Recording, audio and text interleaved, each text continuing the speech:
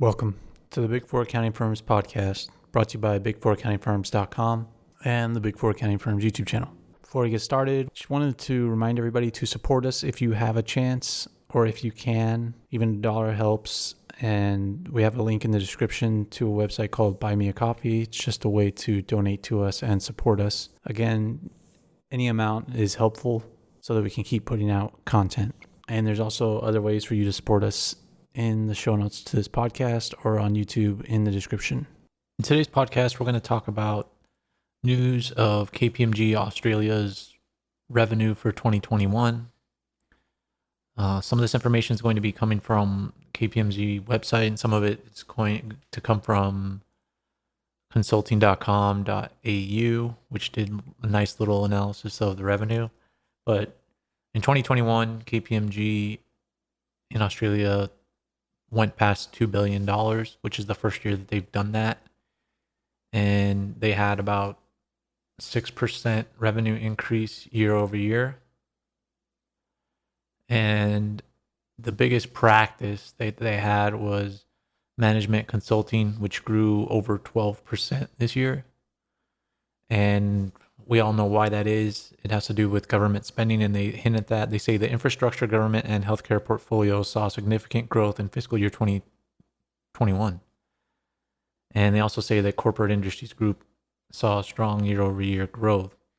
And I think that is definitely has to do with the government and healthcare sector. And we've been talking about this all year. So that's the reason why there's humongous growth there. In their other groups, there's not significant growth at all. Even tax, deals, and legal, it declined year over year.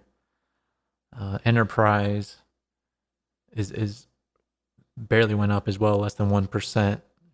And I mean, it's kind of astonishing that deals, tax, and legal declined year over year because there's been so many global deals around the world.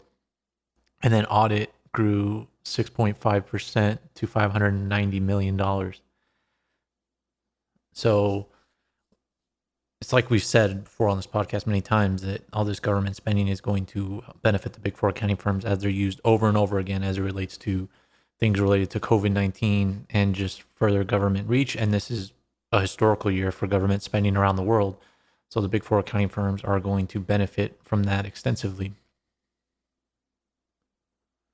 And in that consultancy article, they did a nice graph of KPMG's revenue, and we'll eventually put one up on our website as well. But you can see the revenues for all the big four accounting firms across Australia. And KPMG is it's the least amount of revenue in Australia, which we'd expect. And over a long time period, they're the third slowest growing firm behind PwC, but PwC still has more revenue than them. And all the big four accounting firms in Australia have revenues of around $2 billion. PwC is almost at $3 billion, and that's probably why the revenues growth over a longer time period is a little less than KPMG. And KPMG also released an impact report, which is a report for ESG, which a lot of the big four accounting firms have to do around the world, except for they don't really do it in the United States. They're going to start doing it, but it's not going to be as extensive as it is in these countries. But another thing that came out about this was that the KPMG partner profits jumped 17%.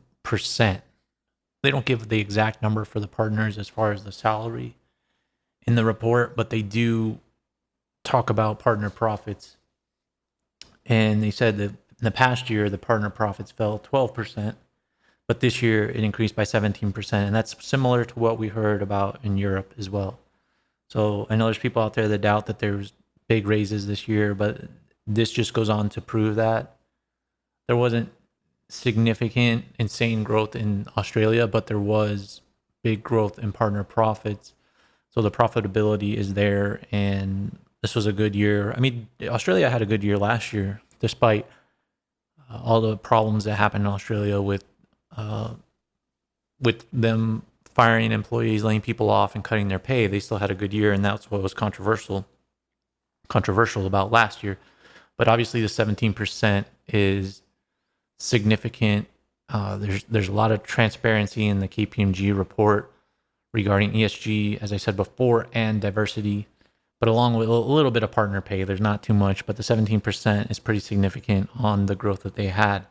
So as we see and the way things keep going, the partners in the big four are gaining a lot of ground on smaller businesses and taking advantage of this increase in government spend. And I think it's important that they get this increase as this government spending, because who knows how long this will last. I'm sure in the short term it's going to be a long time as we have variants and stuff, but you never know when that can impact a number of things, such as inflation, and when that'll start getting cut off and based on tax revenue and things like that. So we'll have to see how that continues. But this was a good year for KPMG.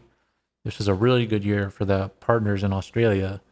So we'll just have to see. We'll keep an eye on all this, keep an eye on the global results to see how this pans out. But that's the podcast for today. Make sure to subscribe to this podcast to get future updates and check out the show notes to this podcast to find out ways that you can support us. Thanks for listening.